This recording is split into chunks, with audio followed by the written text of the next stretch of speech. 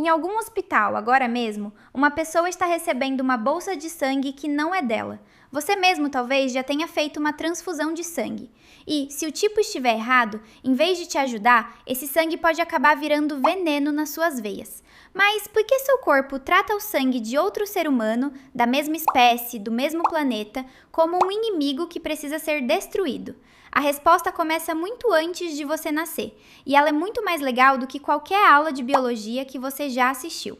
Vamos começar com um básico que você já sabe: os tipos sanguíneos A, B, AB, O. 4 letras que você provavelmente decorou no ensino médio e nunca mais pensou sobre elas. Mas aqui está o que poucas pessoas sabem. Esses tipos sanguíneos são apenas 4 de vários que a ciência já identificou. Existem hoje mais de 44 sistemas de grupos sanguíneos catalogados pela ciência. 44. Cada um com suas próprias variações, suas próprias regras, suas próprias vantagens e desvantagens. Você nunca ouviu falar da maioria deles porque eles raramente causam problemas. Mas o sistema ABO, sim, esse pode te matar em minutos. E para entender por quê, você precisa entender o que realmente é seu tipo sanguíneo. Primeiro, que a diferença entre eles não é visual. O que muda são as etiquetas, que são as moléculas microscópicas presas na superfície dos seus glóbulos vermelhos. Imagine-as como crachás de identificação. Se você é do tipo A, seus glóbulos vermelhos usam um crachá do tipo A. Tipo B, um crachá do tipo B. Tipo AB, os 2 crachás ao mesmo tempo, e o tipo O, nenhum crachá. E aqui tem uma parte interessante. Seu sistema imunológico foi treinado ainda na barriga da sua mãe para reconhecer um crachá como eu e qualquer outro crachá como invasor. Se você é do tipo A e recebe sangue do tipo B, seu sistema imunológico não hesita em atacar. Mas por que eu posso acabar falecendo durante esse ataque? O que acontece é que os glóbulos vermelhos invasores começam a se romper dentro das suas veias. Isso libera substâncias tóxicas na sua corrente sanguínea. Seus rins podem falhar em questão de horas. Seu corpo entra em choque. E tudo isso por causa de um tipo sanguíneo errado.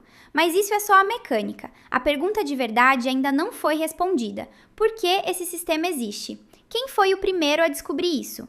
Em 1900, um médico austríaco chamado Karl Landsteiner estava intrigado com um mistério que matava pacientes silenciosamente. Transfusões de sangue às vezes funcionavam perfeitamente, e outras vezes, sem explicação aparente, o paciente morria em poucas horas. Por esse motivo, Landsteiner começou a misturar amostras de sangue de pessoas diferentes em tubos de ensaio, só para observar o que acontecia. Em alguns tubos, nada, o sangue se misturava normalmente. Em outros, ele assistiu a algo muito diferente sob o microscópio. Os glóbulos vermelhos se aglutinavam, formavam grumos. Era a primeira vez que um ser humano via, com seus próprios olhos, a guerra que vivia escondida dentro do corpo de todo mundo. Landsteiner ganhou o prêmio Nobel décadas depois por essa descoberta.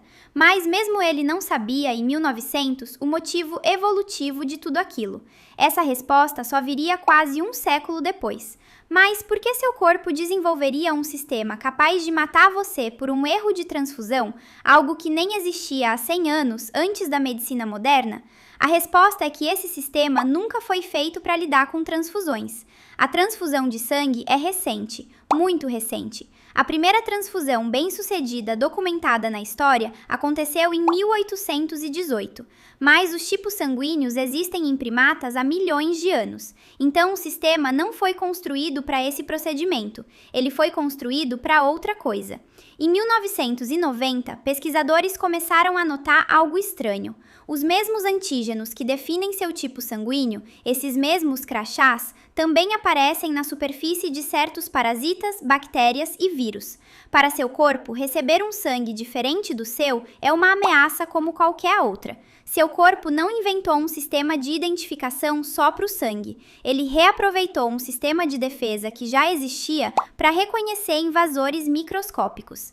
Além disso, os cientistas descobriram que pessoas com tipo sanguíneo O parecem ter uma resistência natural maior à malária grave.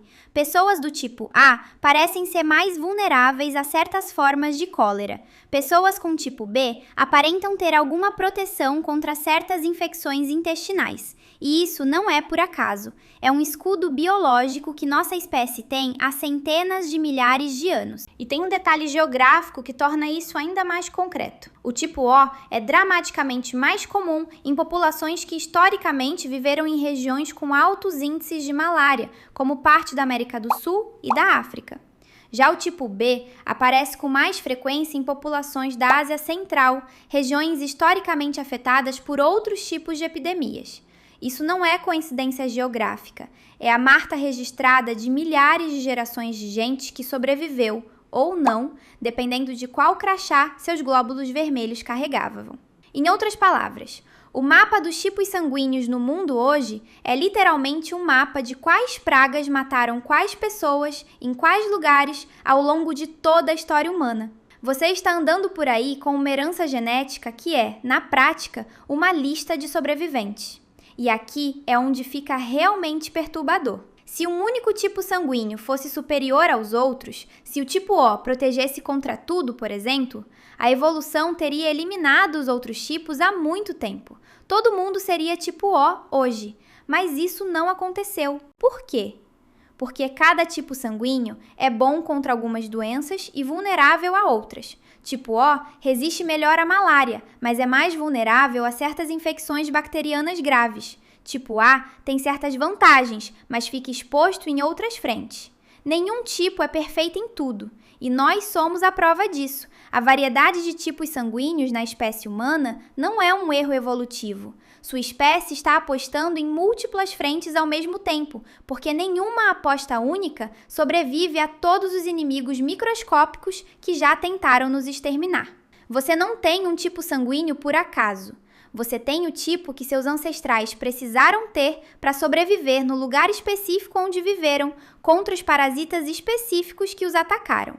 Mas tem uma camada ainda mais estranha nessa história. Além do sistema ABO, existe um detalhe muito importante chamado fator RH. Você já ouviu falar dele. É o positivo ou negativo depois da letra. E aqui está o que quase nenhum vídeo de biologia te conta. Ninguém sabe com certeza por que o fator RH existe. Diferente do sistema ABO, que tem uma ligação clara com resistência a doenças, o RH continua sendo um mistério evolutivo parcial. Algumas teorias sugerem que o RH negativo pode ter alguma ligação com resistência a certos parasitas intestinais, mas as evidências ainda são fracas e contestadas. O que se sabe com certeza é o que acontece quando esse sistema entra em conflito dentro de uma família. Se uma mulher RH negativo engravida de um bebê RH positivo, o corpo dela pode começar a produzir anticorpos contra o próprio sangue do filho. Na primeira gravidez, geralmente não há problema, mas se houver uma segunda gravidez com outro bebê RH positivo, o sistema imunológico da mãe já está preparado para atacar. Em casos não tratados, isso pode ser fatal para o bebê. O mesmo sistema de defesa que protegeu sua espécie contra parasitas por milhares de anos também pode, em certas combinações, virar-se contra a nossa própria espécie. Não existe vilão nessa história. Existe só um sistema antigo, poderoso, rodando exatamente como foi programado, mesmo quando o contexto mudou completamente. E essa guerra dentro do próprio corpo da mãe levanta uma pergunta ainda mais profunda. Como, exatamente, um feto sobrevive 9 meses dentro de um corpo cujo sistema imunológico foi construído inteiramente para atacar qualquer coisa que pareça diferente? Tecnicamente, um bebê é metade do material genético do pai. Para qualquer outro órgão transplantado com esse nível de estranheza genética, o corpo da mãe rejeitaria imediatamente. Mas isso não acontece na maioria das gestações. Cientistas ainda estudam exatamente como o corpo materno cria uma espécie de zona neutra temporária dentro do útero, suprimindo partes da resposta imune justamente na região da placenta. É quase como se o corpo da mãe negociasse um cessar-fogo temporário. O problema é que esse cessar-fogo não dura muito, e o fator RH é uma das poucas situações em que ele pode quebrar, não durante a gravidez em si, mas durante o parto, quando o sangue do bebê e da mãe se misturam brevemente. É nesse momento exato que o sistema imunológico da mãe aprende a reconhecer o sangue RH positivo como inimigo, preparando uma resposta mais forte para a próxima vez.